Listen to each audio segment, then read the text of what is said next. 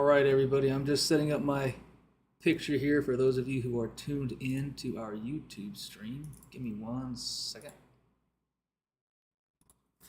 There we go. Welcome, everybody. Welcome to those who are viewing live and those who will be viewing later on. I hope you're all happy, healthy, and warm.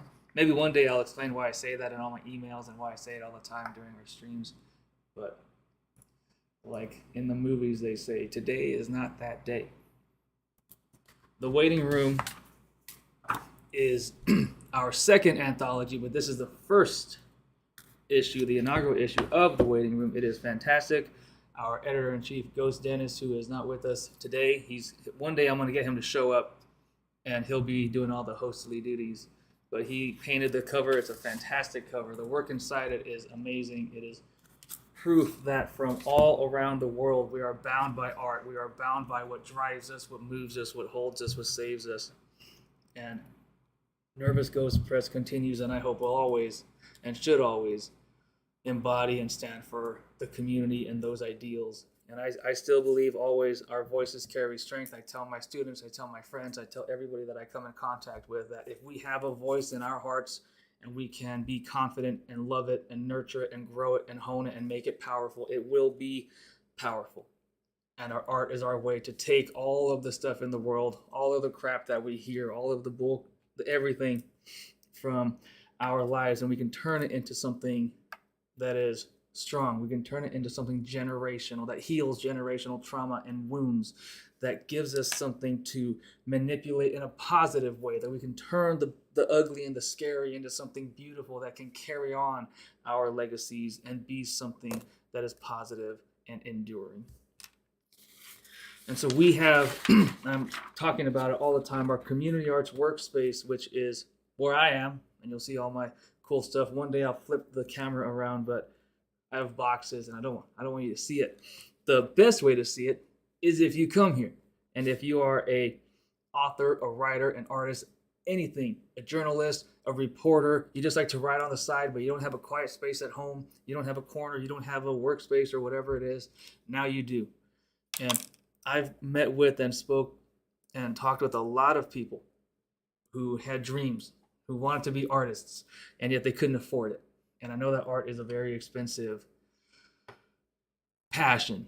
It's a very expensive passion that a lot of people unfortunately can't afford. And so part of what the mission of our press is making art as accessible to those who need it most. And so if you need a space to work, it exists. We have a cool rotisserie toaster oven that I've only used once.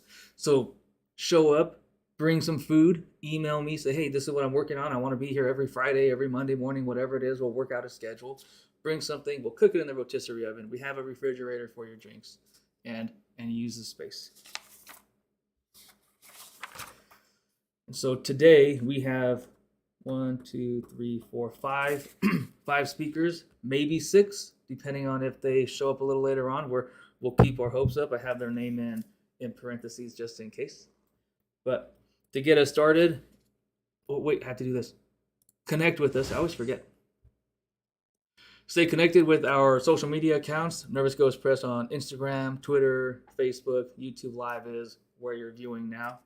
And my email address, of course, is ghosts@nervousghostpress.org, and a website, www.nervousghostpress.org. We will be having a Q&A discussion at the end after the final reader. Ask your questions, make comments, whatever it is. I'll think of some questions. The readers may think of some questions. We'll speak with each other. It's always a fantastic conversation because it's not a reporter and interviewee type of situation. It's just people who are like-minded, who have a similar passion in their hearts talking. And those are always great to watch and witness. And so please welcome our first reader, Bill Marsh. Good evening, everybody. It's so great to be here. I've been looking forward to this ever since this incredible production arrived in the mail. I was kind of overwhelmed and stupefied by just how gorgeous it is. Matthew and maybe some other people have heard that a few times since it's come out, but I'm super impressed. I am in the Midwest. outside the Chicago area, actually, where it's dark now. I spent some time in San Diego in one of my past lives, and which is, kind of close to LA. I was there a few times, where I also did some press work for a time. So having done, this kind of work before, I know just how incredibly painstaking it can be to put something like this together. So congratulations and thank you. I'm just super excited to be a part of this inaugural issue. I'm going to read just one poem that's in the journal. If anybody wants to follow along, it's on page 89. And there's hope in the title. So I guess I'll start with a little hope, dovetailing on what Matthew just said. And then, I'll let it speak for itself, and then maybe we can talk more about process and things like that later. This is called, and it's from a short series. There are 4 of these. 7 Takes on What We Still Hope For is the title. 7 Takes on What We Still Hope For. A softer life, a more workable life, more particles to bundle, less tightening at the door. Upon entry, I'm the awning, you the light pouring through. Those with the most X have the most Y to lose. Journalistic truth plus love will survive equals too fit for ludicrous to be diluted. No sooner dropped upon this earth, lost reference to the heart in bite-sized refractions. A nubbin is not hidden. Beware friends seeking numinous venture. Thermal inversion, superior mirage, boat floats above water, fog rolls in, sea sifted. A threat, another's fear in equal measure. Pop star deepfakes signal flawless forgeries. Saved by the mindfulness bell, self in orbit overriding through planning. Change the chart, guard the gutter. Write your own miniseries. From full and free permission to invade, to post-settlement oak and standing water. My need to be everywhere, nowhere, always awake, and while awake, unable to dream. Feral pre-storm blues beat domestic grays any day. Who is this costume shadow? Things, events, relations, keeping track of my overtime hours. Take refuge in trees. Moonlight in the aggregate. Who gets to be, has guts to be. Why fault the wind for blowing? Memories of frost and threshold. Reptilian stem need relevant flower. This pen runs after me. Thanks for listening.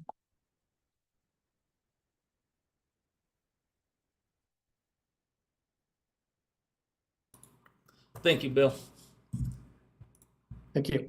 I need to find a way. One of these days, I'm gonna find a way to have. I know they sell a pad you can press to get all the things on the screen, but that'll just confuse me too. But as far as hope is concerned, Alan and I were speaking earlier about kind of the world as it is and how we, the artists, the people, all of us are standing up against all the negativity and all the darkness. And when there's hope and when it comes from inside of us, I think that's when we can endure all of these things. And it reminds me a lot, and I write about it these days, about those of us and our ancestors and our parents and our grandparents and so on and so on and so on, who have had hope for us in the future. And that if we have a reason and that there's something that is deeper than whatever's on the outside, it allows us to have that hope. It allows us to say, hey, you know what? There's something worth this. And so I think putting it in art and being able to come here and read together and be together is absolutely illustrative of the power of it. And so thank you, Bill. And we're going to have some questions. So be ready for those. And our next speaker, this evening. Please welcome everybody, Alan Byrne. Hello, everybody. I'm coming from Northern California, up in Berkeley. And thank you, Matthew, for talking a bit about what art can do. And I'd like to thank you for that and for all the work you do through Nervous Ghost, and for the great publications you guys produce, and for supporting my work too. So thank you. I had 2 pieces accepted to the waiting room. A fabulous concept, by the way. And I must add, I have spent too much time in waiting rooms over the years. Too much time, especially in hospital waiting rooms. But let's put that aside. Here's my first piece called My Waiting. My waiting. My waiting reminds, my waiting postures. My waiting backed up. My waiting, oh yeah. My waiting fagu. My waiting halva. My waiting marvel. My waiting cosplay. My waiting Donald. My waiting fungus. My waiting off key. My waiting Dante. My waiting unlearn. My waiting waiting. My waiting seating. My waiting did wit. My waiting wrong done, my waiting doing, my waiting washed up, my waiting my toe, my waiting bee buzz, my waiting injured. And the second piece that was accepted for publication is what I call a photo poem. It's a combination of my words and photographs. This is a single one, and it helped lead to and start off a sequence that I'm about to share with you called, of course, Awaiting.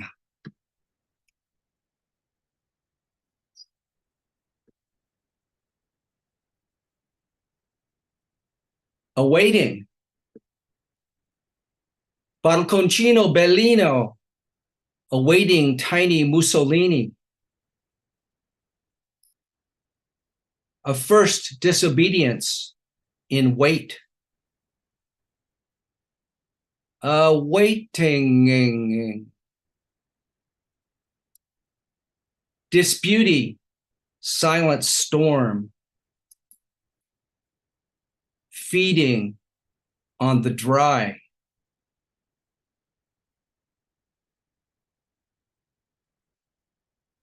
Dream of a full neighborhood of shit flooding up. Walking on it. You can't avoid it. This wet mess over door sills, it can't be voided. It's under everything. Sometimes flooding up, it carries the shit with it. Snake, snake, and snake, hoping for a funnel down. The neighbors gathered, come in to help with cleanup. I offer coffee and they smile, declining, and want to head downstairs. There it's flooding most everywhere, still coming up. And then we're walking in it, like now. Leaning, balancing. Mention, hopes. Oh, shark, dentalism in rock danger. Redwood, step aside.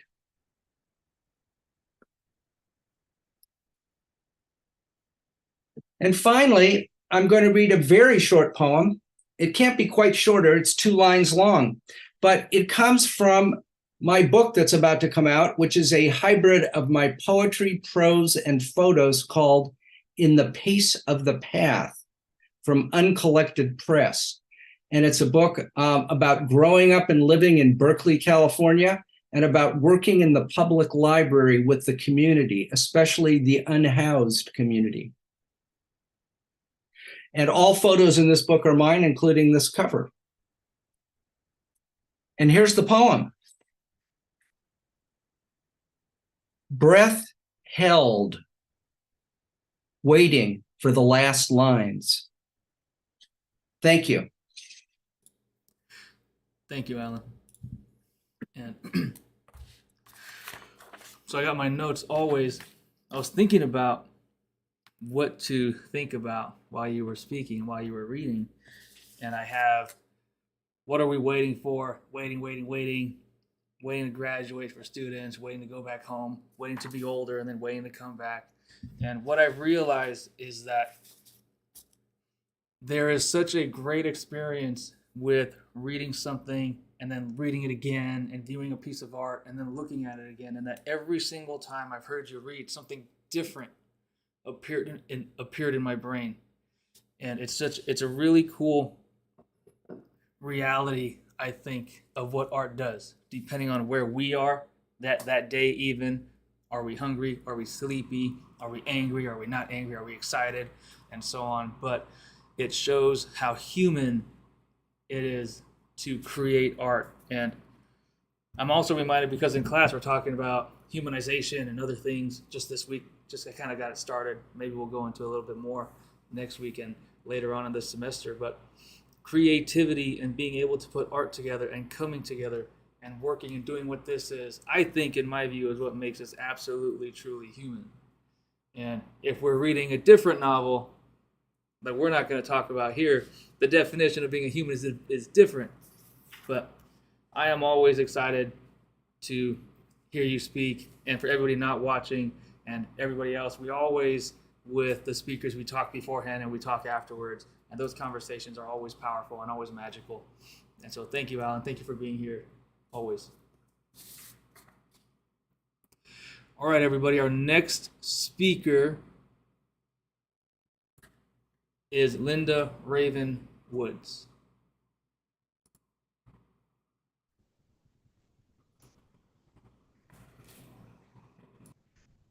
All right, good evening, everybody. I hope my connection's coming through a little better than it was when I first came in, at least. So I live in Alabama. I'm a member of Alabama's Chota Cherokee tribe. And I usually like to tell people that because it does inform a lot of my work, along with my love of music and pop culture. Last time that I was here, I read some poetry. So I think this time I'm going to read a little bit of prose. I'm going to read an excerpt from my novel, which is an urban fantasy. It's called Elmer and Leonard. And it's basically the story of what happens when a young indigenous widower who has just lost his wife of 9 years meets up at a rock concert with a young blues prodigy. And the two eventually end up on a road trip through the modern South. And their bromance eventually becomes a romance. Leonard has been confused about his sexuality for, pretty much all of his life, including his 9 years of marriage. But this kid that he meets up with, who goes by the stage name of Elmer Gantry, he has a problem of his own. He just happens to be a 177-year-old vampire. Now, that's relatively young in vampire years, but he's a bit of a fledgling. He was a kid who was turned during the American Civil War, during the Battle of Vicksburg. But he loved music. He always wanted to be a musician. And now in this present incarnation of his life, he's gotten that opportunity. But after 177 years, he's kind of starting to have second thoughts about this whole immortal life thing. But the excerpt that I'm going to read is from the moment that Elmer and Leonard actually meet. Leonard pulled his hat low and slipped through a side exit door. Outside, the storm had finally unleashed. Thunder rumbled. Lightning crashed.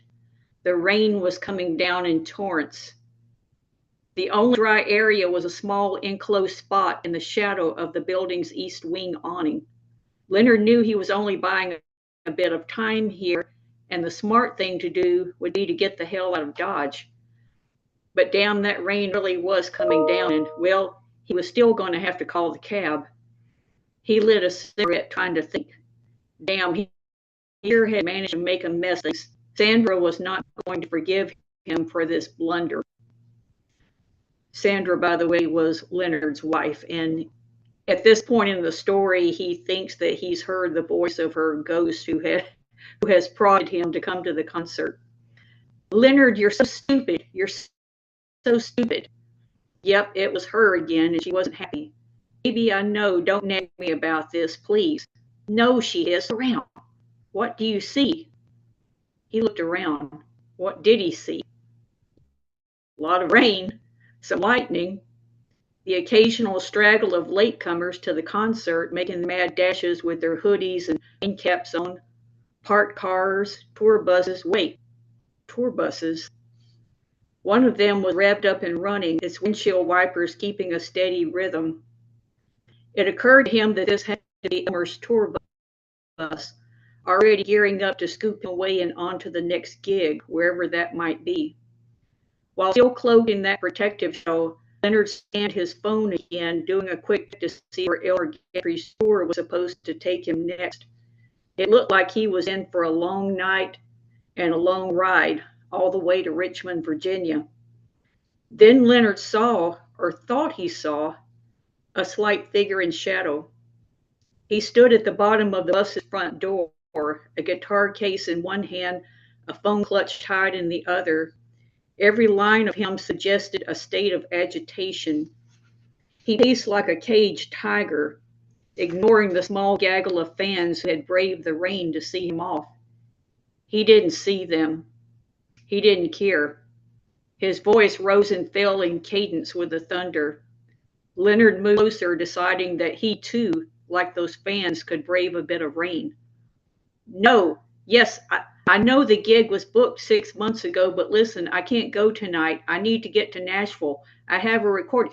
Listen to me. God damn you. No. Send my money now. The conversation went on in this vein. Elmer was getting soaked and seemingly as oblivious to it as he was to the small crowd's presence. A bomber jacket was pulled over his head as a kind of makeshift hoodie. Every often it would slip. Elmer set the guitar case down and brushed those pale, long white fingers through his tousled mop of wet hair. I won't go. He said it again like a petulant child used to getting his way by pitching tantrums. No, Doyle, you find a way to get me to Nashville tonight. Leonard inhaled too quick on his cigarette and started to sputter and cough. Elmer shot a look fit to kill across the two concrete islands that separated them. You got something to say to me, cowboy? Leonard coughed again. Mine's not cowboy. It's Leonard. And that's supposed to concern me because why? Wow, this Elmer Gantry kid was Mr. Congenial. I can get you to Nashville tonight if you really need to get there so bad. Leonard couldn't believe the words had just popped out of his mouth before he could stop them. Now, how on earth did he exactly plan to do this? He had no idea, only a faint sense that God, or Sandra, had purposely intersected this boy's path with his so that he could save this kid from himself. God knows somebody needed to do it. For a pregnant second, Elmer hesitated, those dark eyes penetrating Leonard's to the exclusion of all else. Leonard could sense the wheels turning in his mind, sniffing Leonard out, weighing his motives.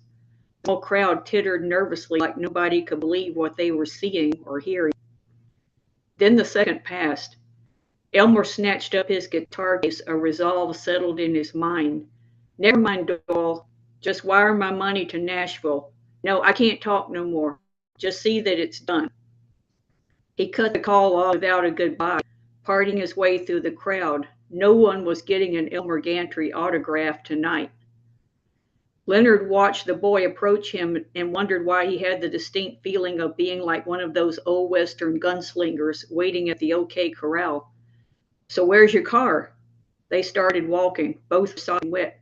Well, to tell the truth, I don't have one at the moment, but you don't have a car. How the hell did you get here? Taxi? What? You planning to get a taxi all the way to Nashville? That's a lot of money. I know that. Leonard's voice was firm, unflappable. It's not what I said. I have a car at my house. We just have to take a taxi to get back to the house. Oh, okay. My apologies. That sounds like a bully plan to me. My name's Leonard, by the way, Leonard Lusk. Nice alliteration. I like that. Elmer said he guessed his own name needed no introduction, and Leonard decided to politely let it go with that. Whoever Elmer Garrison had been, he had evidently died to this boy a long time ago. It wasn't until Leonard had already phoned the cab that it suddenly occurred to him to wonder, what the hell kind of kid uses a word like bully?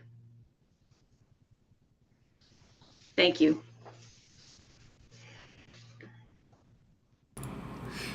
Thank you. Where did it go? Uh-oh, oops. There we go. I tried to put my face back and I took yours away. Thank you, Linda Raven. And I wrote down vampires because I always liked vampire stories. When I was younger, I thought it would be cool to be a vampire. And then, I don't know, it's kind of been going back and forth. I had a friend say he wants to be a vampire, and I was like, oh yeah, count me back in again.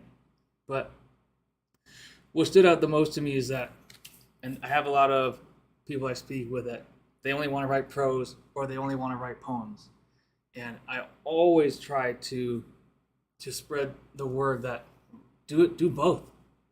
And a memoir, and paint, and sing, and play something, and dance, because art is such a versatile aspect of our lives and who we are that we can just change the tool and the mechanism in how we express it. And so it's really great to see that. And then where is it finished? Is that novel finished, or is it still in progress? It is finished, yes. Where can people get it? It's not published yet. It's finished. All right, then let me know when it gets published, and I'll help you. I sure will. Do the design. Ooh, that'd be fun. All right, so as what are we? 1, 2, 3. Basically, the halfway point of readers today. I'm going to share a poem that I read last Friday in person at our open mic event. That is fun. It's the first time I read a poem in a while, and so I wanted to read it. It's something that is a subject, a topic that I'm not passionate about it, but I'm very much interested. It's very important, I guess. And I see a lot of, in my role now, just in life, I see a lot of advocacy going on, but no action. And it has become something that has bugged me, I guess, or just what I've noticed in general. But part of the process is that I wrote 4 lines, and I didn't know what to do with it. And those lines ultimately became the title of the poem. And sometimes I always tell my friends, my students, don't ever throw anything away. You might save it, file it someplace. It might become the first line, the last line, the inspiration for a piece, and your 4-line poem might become the title of a new poem. And so this poem is called We Riot and Protest While the Children Are in Pain. We advocate for them and then bury them the same. The airwaves are filled with it. You can't talk or listen to nothing else, but nothing has a grasp on people's hearts and mental health. It's over and over and over again pushed down the throats of people that can't take another day before tying up the ropes. It has to change. Will it ever? Will the advocacy prove better or just more noise? The numbers should be down, instead they're on the rise. It makes no sense. How many billions will the politicians spend to make themselves look like saints instead of the ones with swords and pens? It's like we're blind, purposefully so. So we don't carry the weight of children. How can we live with nothing but trademarks, tags, and slogans? Is it enough? Enough to care? Enough to show them we're still here, our ancestors suffered through fucking heinous acts of violence, why are we scared? So what's to come? Will we stand? Can we stand against the tide? Can we honestly pretend that we fought to save their lives? It's a sickness that we glorify and wear like a goddamn star. Pretend to advocate for things from our homes and from afar. We watch the children scream and cry and use them, it's all for show. We watch them live our fantasies and witness everything except their growth. So to the coffin maker, save your time.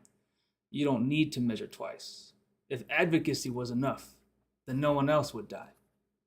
Instead of pandering, how about we stand up and fucking try? And so that's the new one I wrote. And you can ask me about it. I'll talk about it later at some point. But what art does, and my cure, my hope, is that every single one of us has an outlet. And the waiting room is an outlet. Nervous Ghost Press is an outlet. Our community open mics are outlets. There are open mics all across the country and the world. There are outlets. Post something, use a pen and paper, write it, throw stuff on the walls, and express what is in here. And use art to, again, create something beautiful from the things that are ugly and scary. And I hope that everybody has a space. And if you need a space to do that, I hope that Nervous Ghost Press could be that space. And you can always email me again. You can connect with us, ghosts@nervousghostpress.org. You can send messages. I'm really not good at social media. I'm trying my best. I mean, you'll notice if you look at our social medias, every once in a while I post something. Like, I'm really, really trying, I promise. But if you message, I try to reply all the time. And just know that if you need a home somewhere, you have a metaphorical home with us until I get $1 million grant and I can build homes. I think that'd be cool too. But I'd have to reevaluate the 501c3 exemption if that were the case. And so, thank you again. Our next speaker is, and let me unmute some stuff here, is Julia. Julia. Hi, everyone. I'm so glad to have this space. So thank you, Matthew. An awesome poem. I'm so glad that you were able to share it. And I was just thinking about back when I was in college, like so many things are cyclical. A lot of the stuff that I wrote about back then are stuff that we're still dealing with, like 20 years later. And so I'm gonna do a little throwback. I'm gonna read something that I wrote as a college student. So more than 20 years ago. So it's called American Freedom.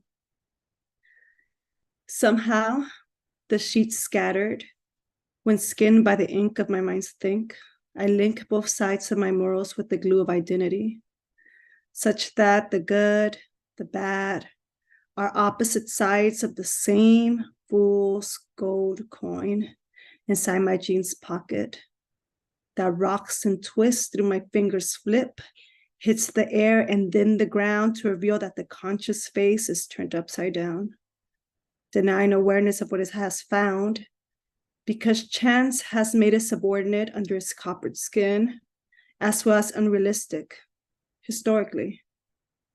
Free to exploit is not the same thing as freedom. Freedom is not the same thing as economic prosperity, because there's a down to the up. For there to be a rich, there has to be a poor. For there to be a free, there has to be a trapped within the ideologies of freedom, American freedom, where the streets shine with the sweat of every immigrant imaginable. But no one across the psychic borders hears of this. They think the shine is gold because that's what they're told by the media and labored contractors that need them for capitalism to grow. Yet, they're all treated like parasites, except for the light-skinned few. And even citizens are looked down upon if they have a Spanish-speaking accent or an inner-city slang that rose from the tongue of oppression to tell the story of aggression and pride. Yet, self-hatred in so many forms rides inside our heads. Perhaps we deserve to be poor. Perhaps we have brought this on our own. But maybe, just maybe, there's more to our oppression than ourselves. There's more than our slang, more than our accents. Is it my fault I can't pronounce the Z? Does that mean I'll score low on the SAT? Does it matter to opportunity? Yeah, it does. Since test scores have the same intent as 1917 voting rights procedural literacy tests that were made to prohibit the human rights of these world citizens, shouldn't it be a right to be treated like a human instead of a commodity? Shouldn't it be a right to discuss openly about unequal infrastructures that cause inequality? Should it be ignored that we have a race, gender, and economics disparity? Instead of authoring propositions that advocate ignorance and white racial innocence, even though it may have been written by the black shadow of a white statue erecting from the industrialized cement, and the shadow still acts to be considered a colorless man, though he's not even a man. The shadow of something else that isn't a man, yet a man-made structure.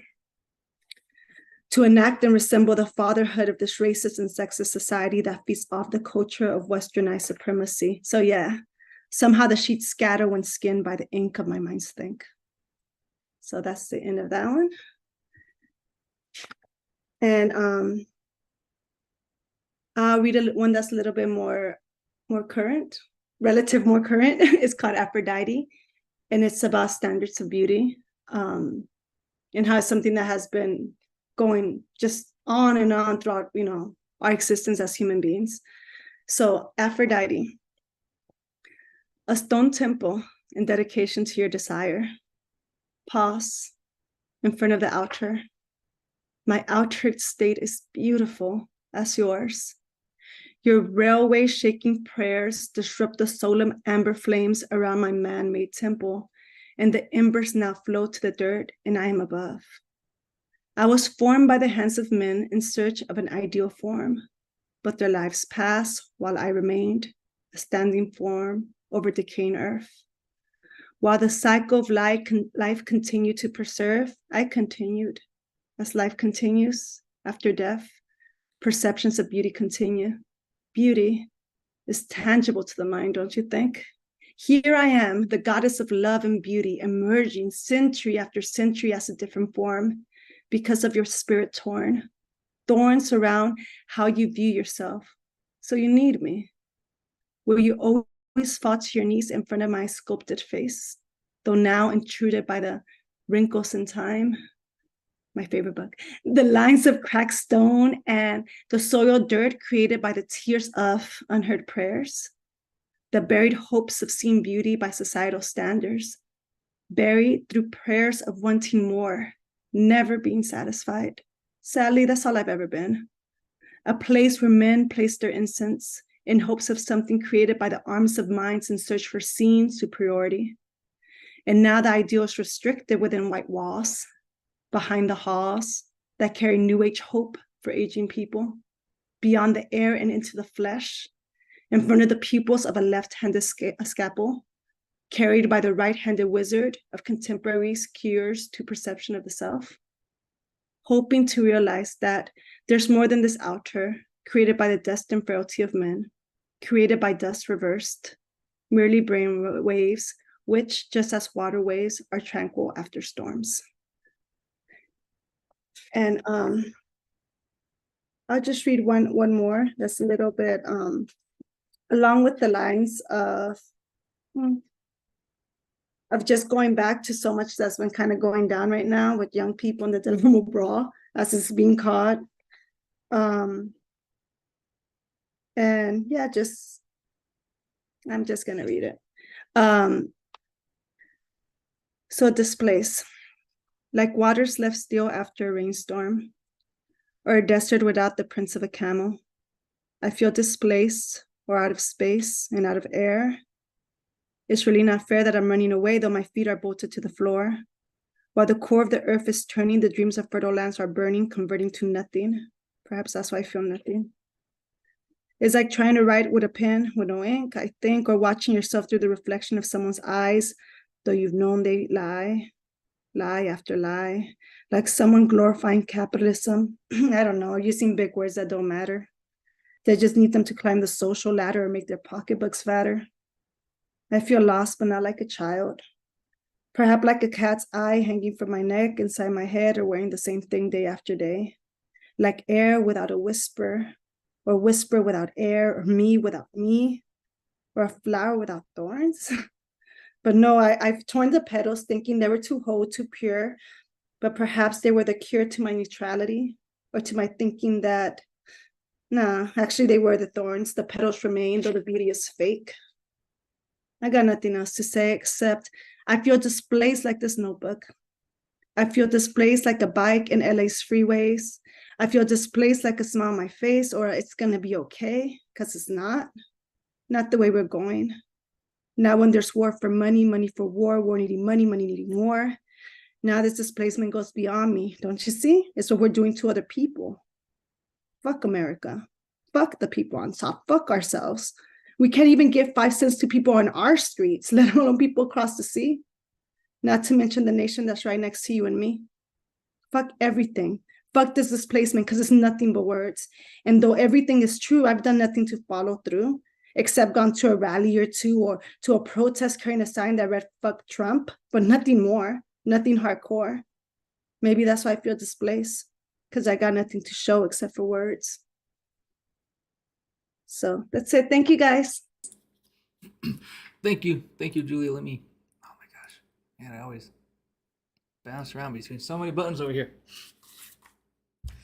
I think something that stood out to me, maybe a theme with all 3 of those, was humanity. And you mentioned in the first one was humanity versus commodity, and treating us like people. And I think in the age, or whatever age this is in 2023, with technology, social media, everything is automated, AI, and everything in between, the human is being slowly kind of eradicated, and that art is what saves it, I believe. And that, with you brought up testing, and it just reminded me, because I think about this all the time, especially because the semester just started, that everybody is anti-standardized testing, and yet basically everything is still tests. Like, it doesn't make any sense.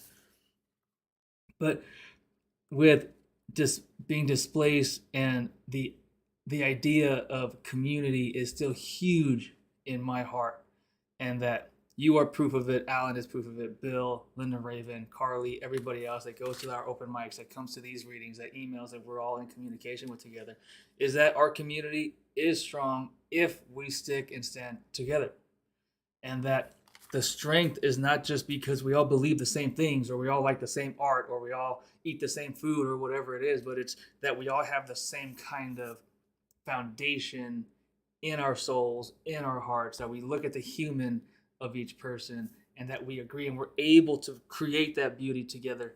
And so thank you for sharing your work. Always thank you for sharing your work. So a reminder to everybody who is watching, and who is watching at, well, I guess only those who are watching now. You can't ask a question when it's over, but ask us questions. There's a Q&A discussion afterwards. We always love the questions and the discussions. And so our final reader this evening before our Q&A is Carly.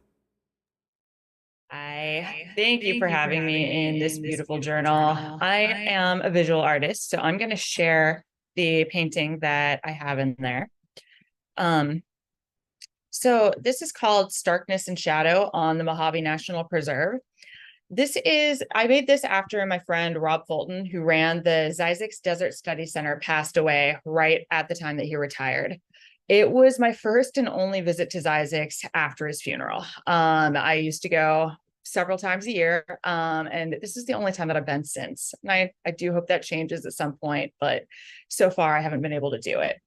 It was in January, so I should have expected it, but it was absolutely freezing. And most of my trips have been spring and fall and summer, and times that, it caught me off guard, even though I know that the desert is a place of harshness.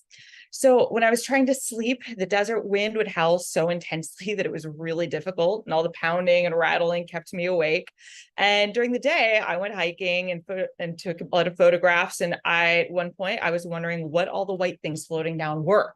Of course, I was up looking at a ghost town on a high mountain peak out in the middle of the Mojave National Preserve, and it was snow. But I was so unaccustomed to seeing that out there that it took me a minute to figure it out. So as I painted this, I was thinking about that and thinking about how different Zzyzx felt in the winter and how different it felt with a new caretaker in place. The man was eager and really friendly, but it was still different. And I thought about how comfortable Rob had made me and made everyone. Rob remembered me before I remembered him on all of those trips, even though I was one of hundreds of students that he saw every year, and he was the one and only caretaker there.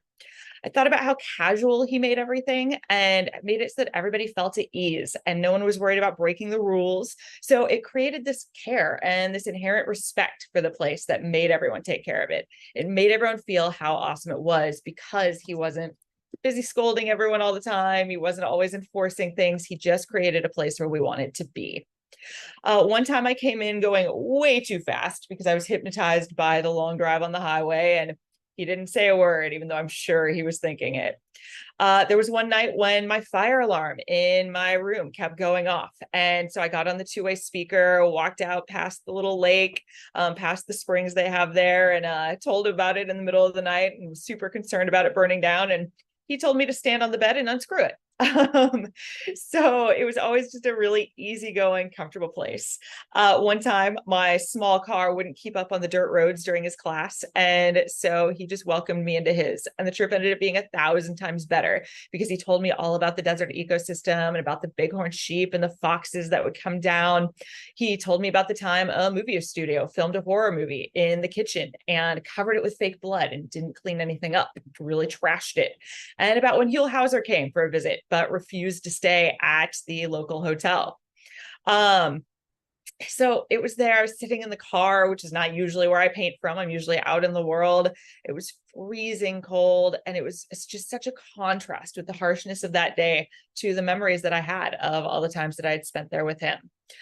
So what came out of my hand was really stark and cold, but with the warm undertones, I can still see the resolution that I made at that moment to create spaces like Rob did.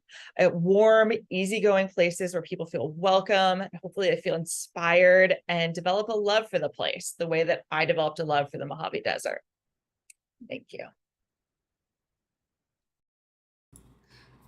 Thank you, Carly. Where am So I had a thought while you were sharing the background, the story, and everybody says a picture's worth 1,000 words and all of those things, but in my view, I'm like, wouldn't you want to hear the 1,000 words also, because of how great they are and the context and the history behind it and all of the little story details that make that painting or that photo or whatever it is so much better, I guess, stronger, more effective. And so it's really great that we're able to have not other artists, but artists who also do visual art and spoken art and then dance and everything in between with us and all of these. So if anybody's out there and you paint, join us. If you sing, join us. If you're a sculptor, I think that'll be fantastic. I still believe that physics and chemistry and philosophy and all of those are art, because when I look at a giant equation on the board, it freaks me out, but it looks artistic because there's something that's happening that is beautiful. It's frustrating, but it's also beautiful. And so as we switch into our discussion screen, I'm going to put up the Connect With Us one more time, just so it's a little bit smoother, although I don't know if it really matters. I'm doing it anyway. Remember, everybody, now we are all going to be on the same screen together. I need to turn my camera off. Oh, no, see, this is where I did it again. I have to go back here, everybody watching, and turn my face off here. Wait, that's not it. There it is. So I can turn my face on here. There we go. All right, so as always, our Q&A is with all of us. So I have some questions that I think about during the reading. Sometimes I think about questions from just the day or the drive or whatever I'm doing. But of course, it's a discussion first. So if any of you have questions for each other, just observations or comments, and I'm always looking at the chats and my phone and Instagram and everything in between. But what I have found to be most valuable is when you are discussing among yourselves, because those are the conversations that most people don't get to listen to.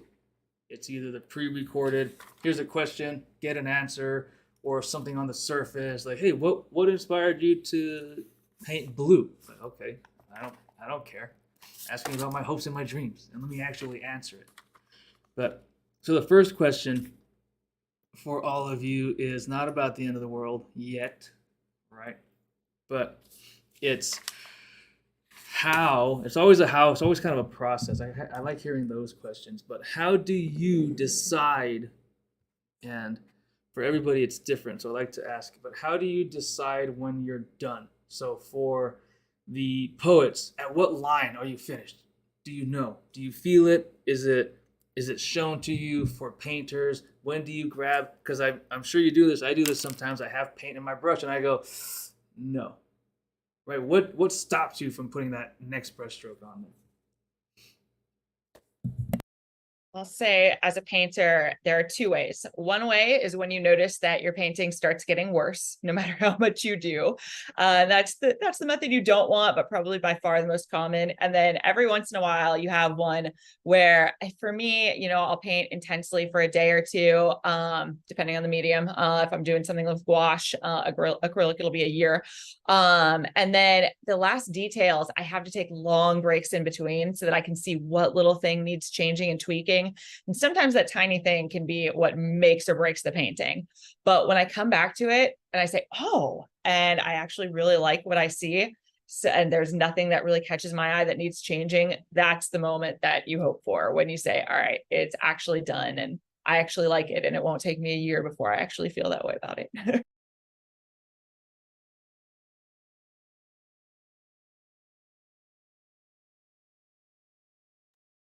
Yeah, for me, it's like if the poem has a structure and it has fulfilled its structure already, the requirements for the structure, I'm like, okay, this is cool, right?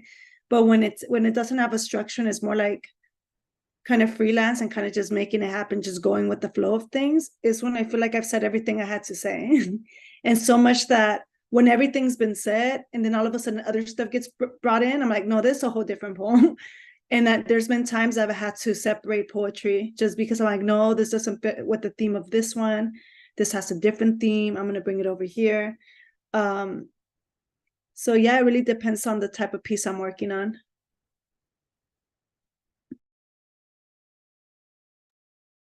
I'll say, just to kind of throw in a slightly different word, I think about writing, and when I talk to my students who are doing like kind of basic college essay writing, I like to talk about it more in terms of assembly, right? Rather than, like a linear process. I love that question because there can be so many different answers, but I don't know if I really feel like if it ever is done, because I'll come back, years later and just start reassembling, and suddenly they're just, totally new and magical combinations that just change everything. But, that's kind of almost an easy answer to say that, because obviously, practically speaking, I don't know. I think, to kind of echo what Julia said, there's just a sense that it's reached kind of its fullness. It's like it's fossilized, and suddenly all those vibrations just sort of slow down. That's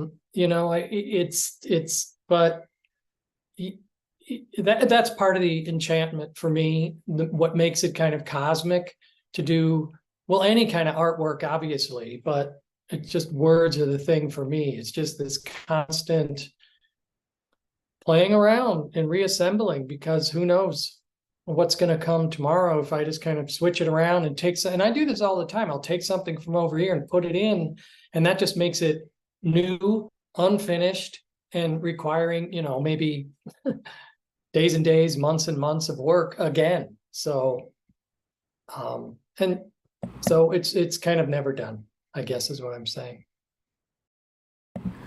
So I thought of a follow-up just very quickly with, oh no, Alan, you go first. Yeah, I just wanted to throw in something.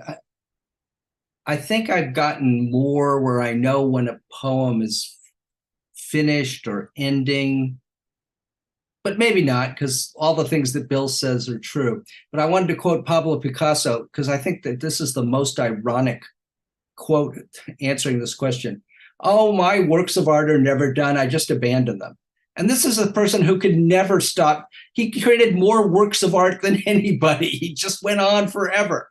So I thought, I guess that was the only way you could make your next one, is to abandon and go on. So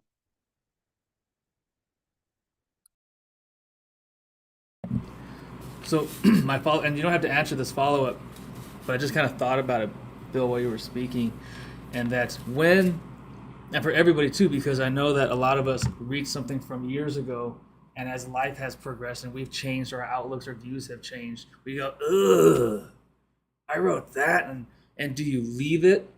Do you say, you know what, that's who I was, and I respect the integrity of that individual or where my mind was, or do you just go, no, that cannot be seen by anybody on the planet ever, and then what do? But my next real question, and if you want to address that one, you absolutely can, but my next real question is, for those of you, and for many of us, we write in different genres, or we paint and write, or we dance and write, or make music and paint, or it's not just one. And oftentimes I know that our writing comes from someplace, obviously, inside of our emotions. It could be pain, it could be frustration. Oftentimes it's not happiness, but it can be. It should be more often, I think. How do you choose which genre? How do you choose whether you want to paint it or write about it? How do you choose if you want to sing about it or scream about it or dance about it? At what point does your mind and your body say this has to be on the paper, or it needs to be this? And how do you decide?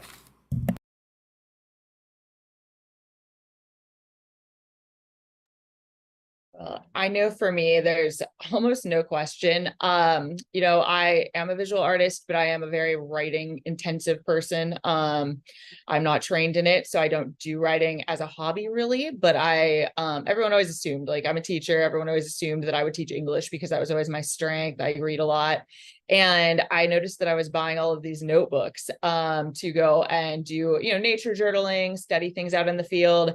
And I was, putting in, even pasting in, fancy paper for making these visual drawings and paintings in, and yet I was filling them cover to cover with text. Some of that would be notes of what I was seeing. Some of it would be reflections on it. Some of it would be actual notes from like things that I was reading and studying on them. And then I was writing articles for my website that would go into the science of it. And that ended up being such a huge focus that I had to consciously kind of step away and say, okay, which are you doing this time? And so now I really have to think about what it is that I'm trying to focus on and what the actual goal of the work is, and try to do it that way. So if I'm trying to learn, it's okay to go ahead and just have a terrible sketch and include actual notes about science and things like that. But if I'm trying to communicate it to someone else and to make someone care, that's when the visual art comes in. I don't know that my scientific writing is making people care very often, so I try to tailor my writing to be more of a narrative focus, and then use those visuals to make people care about it too.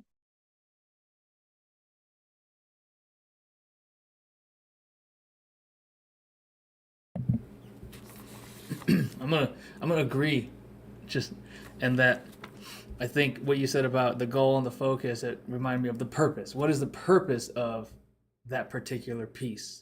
And then how you mentioned make people care about it, and I talk about this with my students and with their essays, and it kind of sounds bad. I ask them, so what?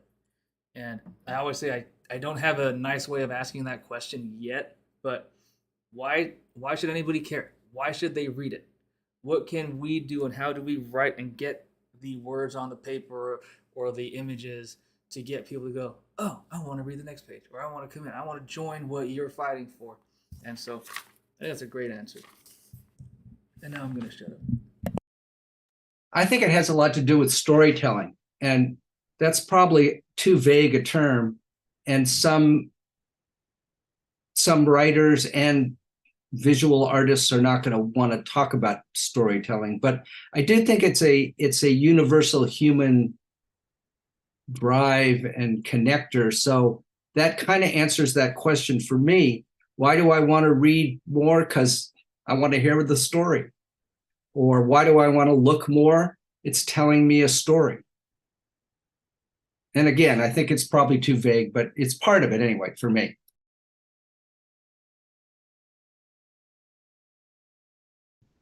Yeah, I think the story is what people care about, and how it interacts with humans is usually what people care about.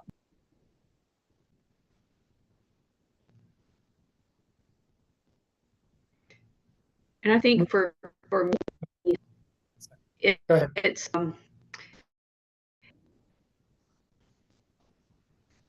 it's more about opportunity in particular situation.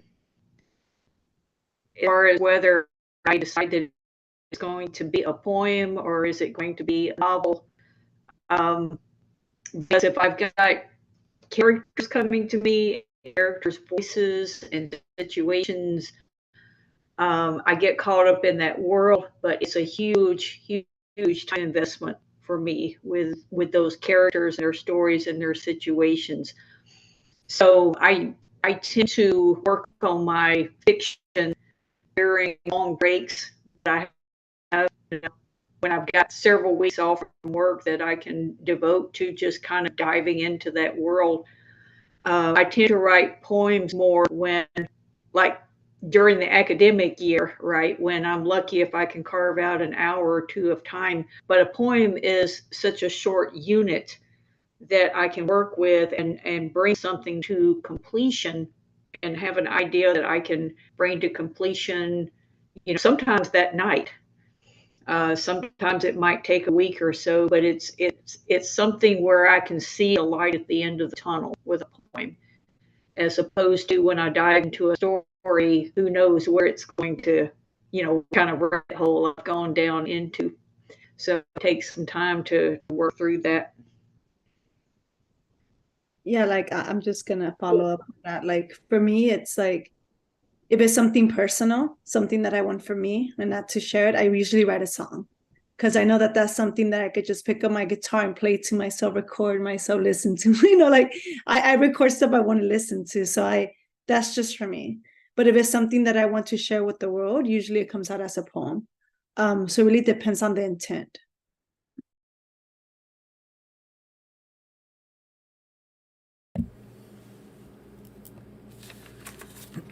I have a new two questions from YouTube, but I'll start with the first one. Or can I? Yeah, sorry, I can't connect them. And then I have a question, not for Bill, but kind of like what we were speaking about earlier. That'll be maybe our last question. But this question is just for everybody. What inspires you to create, but also just what inspires you? I'll just say real fast, Matthew, a lot of the things that you've been talking about tonight, it's like writing is a refuge, but it's also, it's a channel. It's a way to inspire others. It's a way to, kind of figure things out at a level that you really can't do in a rational way. So it kind of helps me hold together. And that gives me the strength to go out there and do the activism that we've been talking about, whatever it might be.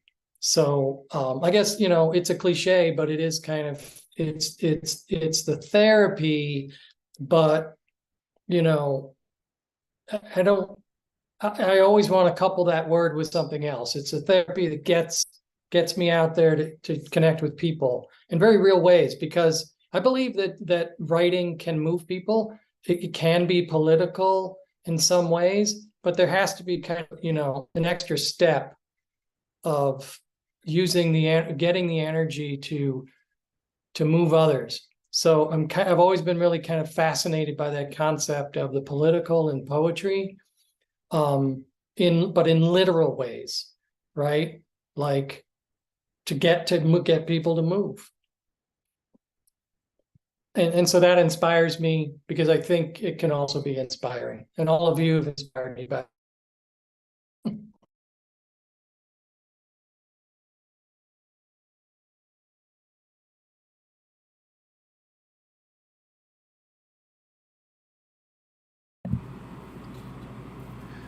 I can give a quick answer too about what inspires me. And maybe my answer will inspire others to answer. Oh my gosh. But same thing as Bill said, I'm inspired by all of you always, all the events, the community events. I'm inspired by my students. And if anybody wants to, or we come back to it, my answer just connected. Oh my gosh, with the next question. I had no idea what, and it's writing itself, right? That's what they say. The art writes itself, paints itself. But the next question is, so they can be combined. Is what advice do you have for people who have a hard time expressing themselves? And my, not advice, just my experience with that. If you know me, I'm not much of a talker, which seems weird, but I didn't start talking really till my 20s, and then not even really until now. But what I realize is that you, the community, the students, the writers, the people that are here, is how I'm able to come up and not let whatever moths in my stomach. And I like moths because they're scarier than butterflies. And butterflies are like good nervousness, and moths are like, oh, they're all gross in there and doing all the weird things that moths do. But that is what lets me put that aside for that hour or two and go up there when I don't want to, because I know a lot of people love having the microphone right in front of their faces or being here on the Zoom and everything, but I don't really like it. And I'd rather be in the background doing all the buttons and things. But it is, if I can see, or if I know that the purpose that we spoke about, the intent, the motivation, all of those things is for us, is for something good, is for something productive, is something positive, is something beautiful, and something healing, and something communal, and all other words we can put in there, then it makes it worth it. And so in my experience, it doesn't make it easier to speak, but having something worthwhile makes it doable, I guess, in as simple of a way as possible. So I'll let you all speak now. Yeah, for me personally, is when I accepted the fact that it's not always going to be awesome. Like, I had to accept that, like, I'm not always going to be like, oh, mic drop. Like, no, sometimes like it's not going to be, sometimes it's going to be all right or okay. And just the acceptance of our own humanity, that we're not going to kill it every time, and we're not meant to. And so when you're right, it's not about selling your thoughts. It's not about selling yourself. It's just about like getting it out. And I think that once I was able to accept that and take away this is a direct reflection of who I am, that idea that sometimes as writers have, I was able to like create more freely, because I just realized like, all right, I mean, this is just kind of what's coming out now. It is what it is. And all right, I mean, I've messed up on stage before. I've forgotten the lyrics to my songs, or I've like stumbled over words, and I pronounce things the wrong way because of my accent. But I'm just like, at the end of it, I'm like, fuck it. Like, I went up there, did what I had to do, and it's all about connection. It's about like getting it out. And I know one of my poems, I said that words, all I have is words, but it's ironic because it's the words that have allowed me to be free and be comfortable in my own skin and be able to have that agency in myself. And so if you're having difficulty expressing yourself, I would just say, just you don't have, it doesn't have to be perfect. Just kind of write, just do, a free verse, just kind of keep writing and writing and writing, and see who you are through that paper. And I think it's beautiful to discover who we are. We're going to be next to ourselves our whole life. So might as well, start getting to know yourself a little bit better.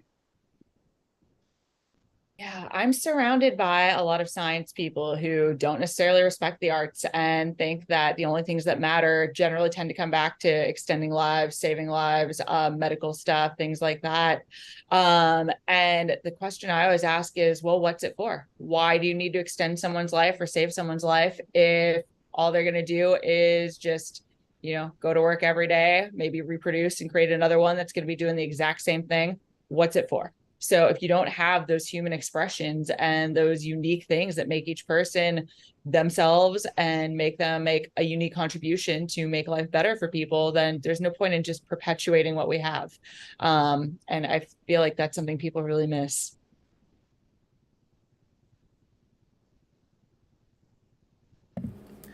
I ask my students all the time, why? What is the why? And it's a difficult question. And I'll ask students sometimes on day one, and they're like, what the heck, dude? Like, really? Like, we don't even know what building this is, and you're going to ask us some kind of incredibly personal human question? And I was like, yeah, think about it. But it's true. And I think for a lot of us, and there's always a theme that emerges, and maybe I'm wrong, but I think the theme today is humanity, just a broad one. But how that humanity and being creative and being able to create is human, and as Julia said, gives us that freedom and that agency. Because if we can't create something with these or metaphorical hands or anything else, then what are we doing? And we're just perpetuating, like Carly said, the same thing over and over and over and over. And then what is the purpose? What is the why? What does it all mean? What is it all for? Right? Why are we here? All those questions that we ask. And art, I believe, lets us answer those questions. And sometimes we've been answering the question for our entire life, and then we really sit down and we go, "Oh, hey, that's what I've been doing this whole time. Hey, that's kind of cool. Wish I knew that years ago."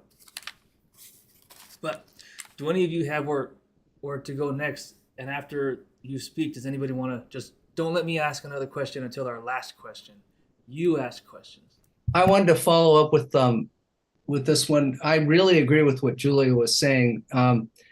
My answer to the first question is like kind of a trick on myself. Like, what isn't inspiring me? Everything's inspiring me. Terrible pain, great beauty, somebody else's poem, my own photograph. But then I'm going, be careful what you say or you'll get writer's block or whatever, artist's block. And so what Julie was saying was, do free writing, do some way, respond to something in your life and just write it out or paint it out. And sometimes that'll take you someplace. And so I think that's really powerful. And I do that myself. I do have blocks sometime and I do it myself. And it does kind of free things up. Or remember a dream. There's all what Matthew's saying, there are basic human things that we're all doing. You don't have to be an artist to have a dream because your brain makes dreams. I know I said I wasn't going to, but you inspired me to say something. You said the art takes you someplace, and yes, and let the art take you to that place. Just let it, trust it, and go, instead of trying to fight it. And I know that's awful. And when I meditate, I have nightmares. I meditated twice in my life, and I had nightmares 100% of the time, and so I don't do it anymore. But I should let it see what happens. But it's terrifying, and so I don't take my own advice, but let it take you to that place. Let the pen go. Let your mind wander. Let the paint just do what it does and let it live. Okay, I'm done. Well, Matthew, I wanted to take issue with something that you said, which is that your work doesn't have action.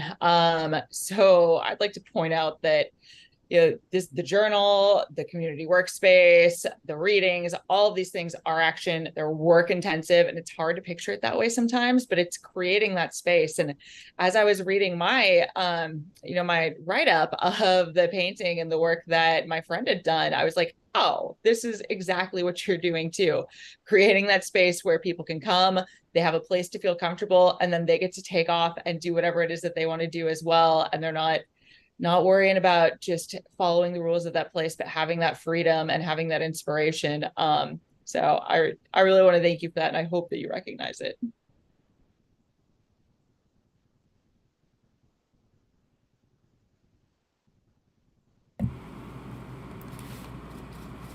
All right, did anybody think of any questions?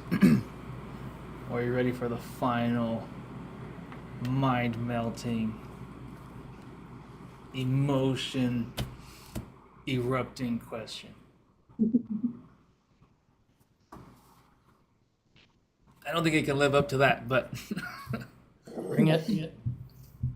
earlier we spoke about hope.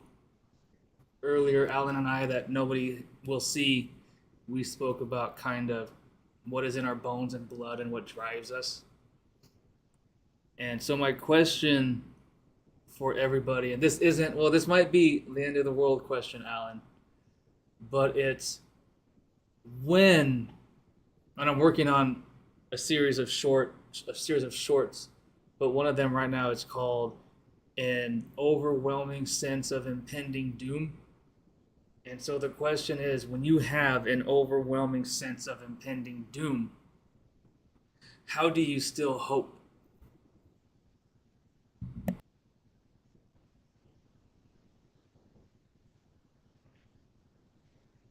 I don't know if I remember who said it or where I read it, but it was something like despair is certainty of the future. It's like and hope is uncertainty. It's we don't know what's going to happen, right? And to despair, to kind of settle into a doom mentality is to kind of embrace the kind of certainty which, you know, there is none. So for me, there's something it makes it possible to act, right? If we don't know what's going to happen, we know what's going to happen, and it's doom. Well, then there it is. It's over. But so I've kind of been holding on to that. Maybe it was Rebecca Solnit. I think I might have read it in one of her essays. Hope is uncertainty about the future, and I just hold on to that because if there's opportunity through uncertainty, then that's reason to keep going. And the older I get, it's funny, but yeah, the older I get, the more hopeful I get, especially seeing some of the amazing things that are being done, not just in the art world, but in activist circles where I live. In Chicago, there's a lot of interesting things going on.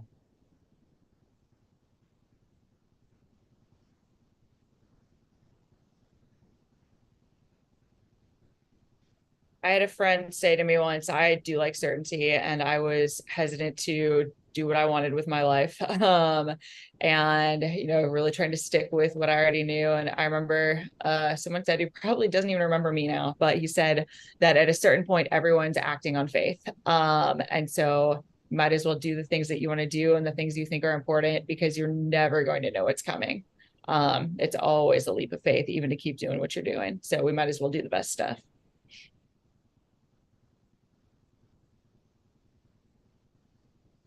For me, when I'm feeling that feeling of heaviness that sometimes, that we get in life, I just think about just the cosmos, and I think about how everything has order and structure. But if we think about what's more central to us in the microcosms of life, there's only so much we could control. And it's those things that we could control, like our reactions and our mostly that's it, our reactions and our feelings towards the world, that we see that power within us. And I stop feeling so heavy because I know that whatever's meant to happen in the grand scale of things, I'm just not even relevant in that. It's just life just has a way of kind of just going and going, whether without me. And species come and go, families come and go, and at the end of the day, like, what matters most is how we show up for those people around us. And like, then what matters is now, the present. That's what matters, so there's no need to worry about the future too much. Of course, prepare for it, but what matters is the now.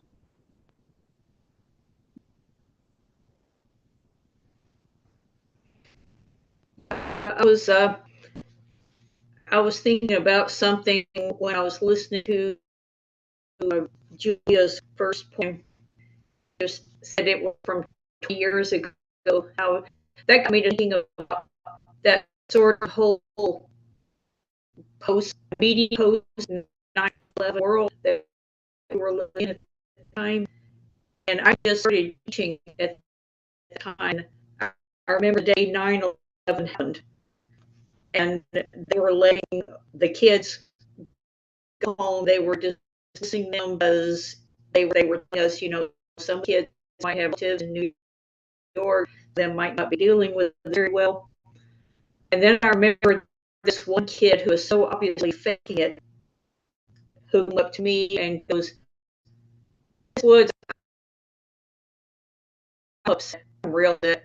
I said, no, you're not. Sit down and have a seat. Laughter. Just being able to find the light moments and find the humor in things, and to kind of look at what really matters, I guess. And I think the most important thing of all is learning how to put one leg into a pants at a time, right? That's the way I've gotten through every great trauma in my life, is just taking those baby steps one day at a time. I don't worry about tomorrow. We got to get through today, and that's, when I look back on those times, I think as a nation, that's kind of how we got through it. We help each other today. Tomorrow will be a little bit better, hopefully. Hopefully, day after tomorrow will be a little bit better than that. But yeah, we just have to live in the present.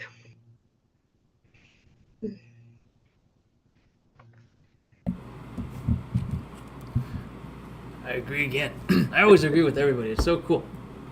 But yeah, I think laughter You're is hard. laughter is so vitally important to so much, and that we can laugh in the most difficult times, because there's something about it. There's something about that.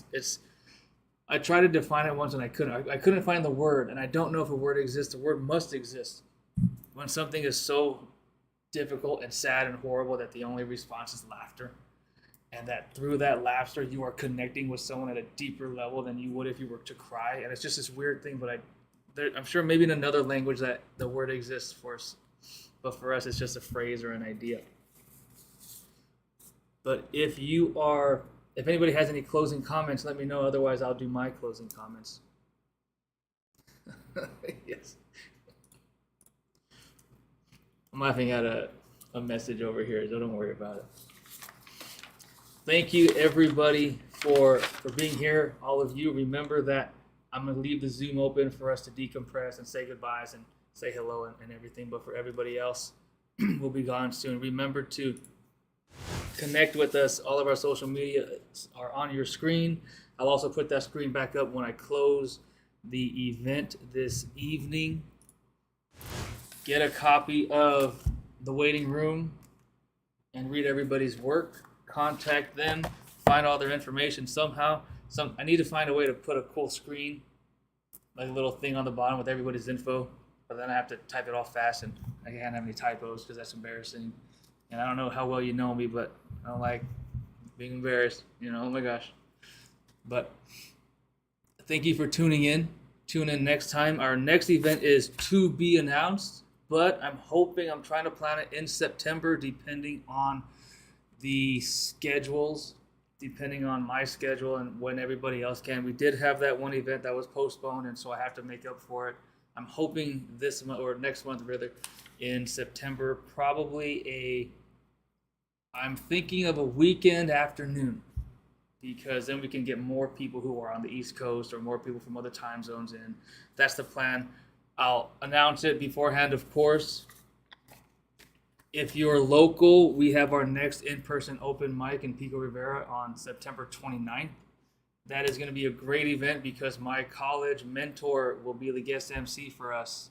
And so I'm going to have to say a bunch of cool stuff about community, mentorship, inspiration, all of these things. It's going to be important for me. And so hopefully you're there, because it'll be important for everybody. I don't know. It's a big deal for myself, so I want everybody to show up.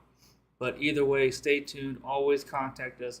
Always reach out. I hope you're doing fantastic, and that you're happy, and that you're healthy, and that you're warm. And we will see you all next time.